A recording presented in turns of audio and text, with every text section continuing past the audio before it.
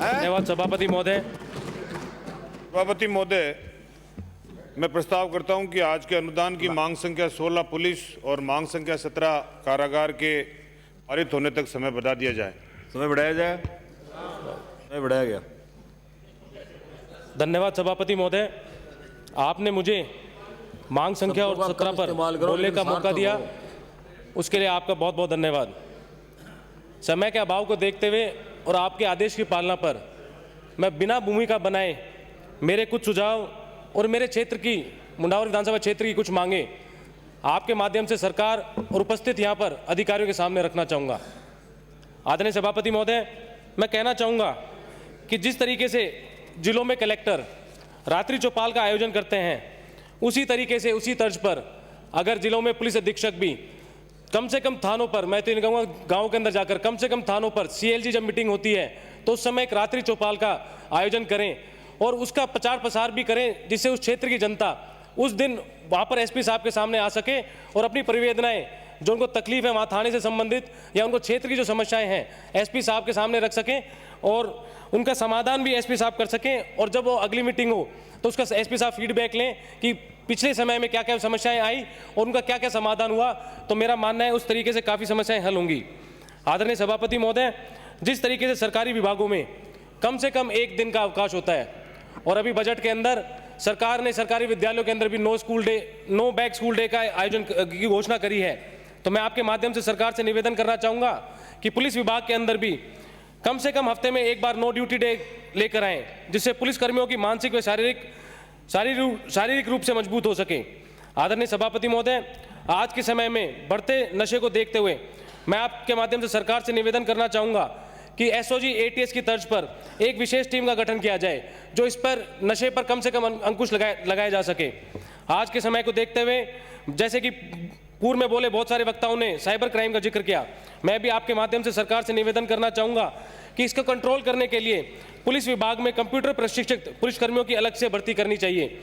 मैं आपके माध्यम से सरकार से निवेदन करना चाहूँगा पुलिसकर्मियों को रोडवेज बस के पास जो मामला सरकार के पास पेंडिंग है उसे भी लागू करा जाए। होमगार्ड के जवानों के कार्य दिवस भी बढ़ाए जाएं। अगर बात मैं करूं पुलिस जिले भिवाड़ी की, जिसके अंतर्गत मेरा विधानसभा क्षेत्र मुंडावर आता है, तो मैं आपके माध्यम से निवेदन करना चाहूँगा कि पुलिस जिला भिवाड़ी हरियाणा की सीमा से लगता हुआ है और दिल्ली और उत्तर प्रदेश की सीमा इससे बहुत दूर नहीं है। इसकी भौगोलिक स्थिति को देखते हुए मेरे मुंडावर सभा क्षेत्र के अंदर थानों में नफरी बढ़ाई जाए। नफरी के साथ साथ थानों में पदों में भी बढ़ोतरी करी जाए। भीड़ नियंत्रण के लिए अत्याधुनिक तकनीकी वाले उपकरण भी दिए जाएं।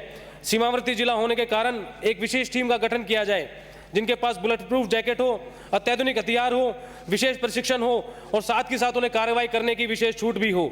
थानों को अत्याधुनिक आधुनिक गाड़ियां दी जाएं, जैसा कि पूर्व में बोले वक्ताओं ने भी कहा कि अपराधी आता है बड़ी बड़ी गाड़ियों में और हमारे थानों के अंदर 20-20, 25-25 साल पुरानी गाड़ियां हैं, वो साइकिल का पीछा नहीं कर सकती तो आधुनिक गाड़ियों कहां से करेंगी। तो आपके माध्यम से सरकार से निवेदन करना चाहूँगा, बॉर्डर इलाका होने की वजह से थानों को आधुनिक गाड़ियाँ दी जाएँ जिससे कि अपराधों पर रोकथाम की जाए।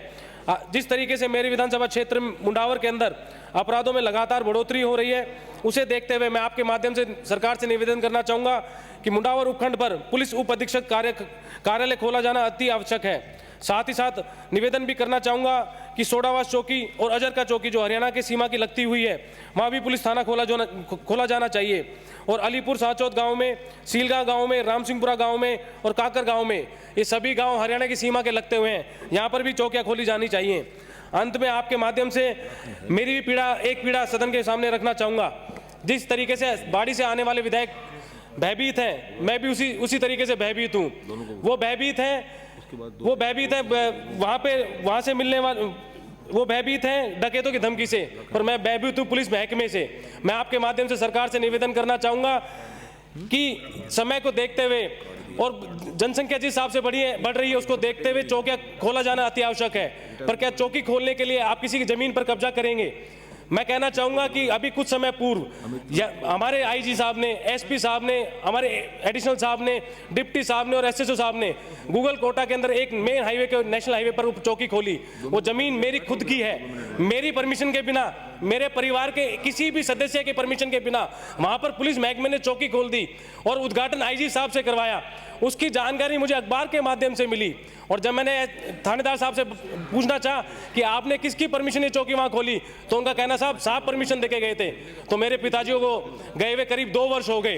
तो मैं जानना चाहूंगा थानेदार साहब वहां अभी कुछ समय पूर्व लगे हैं, तो 2 साल पहले वो मेरे पिता से परमिशन कैसे लेके आए?